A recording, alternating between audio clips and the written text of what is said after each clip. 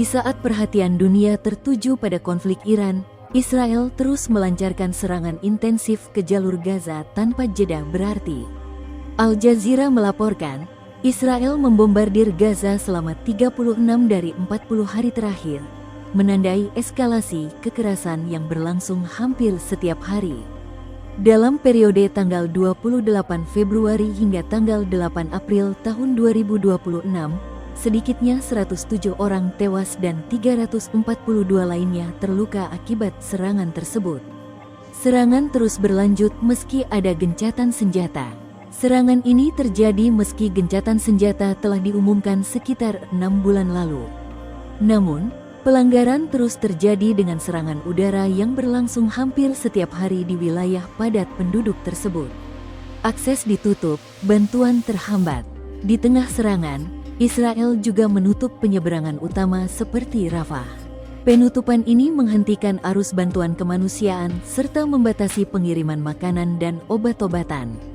Al Jazeera menyebut, dari 23.400 truk bantuan yang dijanjikan, hanya sekitar 4.999 yang diizinkan masuk atau sekitar 20%. Evakuasi medis hanya 8%. Pembatasan juga terjadi pada evakuasi pasien. Sejak akhir Februari, hanya sekitar 625 dari 7.800 pasien yang diizinkan keluar Gaza untuk berobat. Jumlah itu setara sekitar 8% dari kuota yang disepakati. Padahal, menurut data OCHA, lebih dari 18.500 pasien kritis membutuhkan penanganan medis segera.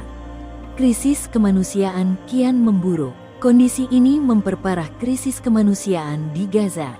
Pemantau kelaparan global IPC mencatat sekitar 77% penduduk Gaza kini menghadapi kerawanan pangan akut. Sejak gencatan senjata diumumkan, total korban juga terus meningkat. Sedikitnya 738 orang tewas dan lebih dari 2.000 lainnya terluka dalam 6 bulan terakhir. Jurnalis tewas di tengah eskalasi. Di tengah eskalasi, seorang jurnalis kembali menjadi korban. Koresponden Al Jazeera, Mohammed Wiswash, tewas dalam serangan drone yang ditargetkan di jalur Gaza. Al Jazeera melaporkan Rabu, tanggal 8 April tahun 2026, Wishyah yang merupakan koresponden Al Jazeera Mubashir meninggal setelah kendaraan yang ditumpanginya dihantam serangan di Jalan Al-Rashid, wilayah barat kota Gaza. Serangan tersebut menyebabkan mobil yang dikendarainya terbakar dan menewaskannya di lokasi kejadian. Insiden ini menambah daftar panjang jurnalis yang tewas sejak konflik di Gaza meningkat sejak Oktober tahun 2023. Kantor media pemerintah Gaza menyebut sedikitnya 262 jurnalis telah tewas akibat serangan Israel selama periode tersebut. Dalam pernyataan resmi, Al Jazeera Media Network mengecam keras insiden tersebut dan menyebutnya sebagai pelanggaran serius terhadap hukum internasional. Jaringan tersebut menegaskan bahwa pembunuhan Wishyah bukanlah kejadian acak.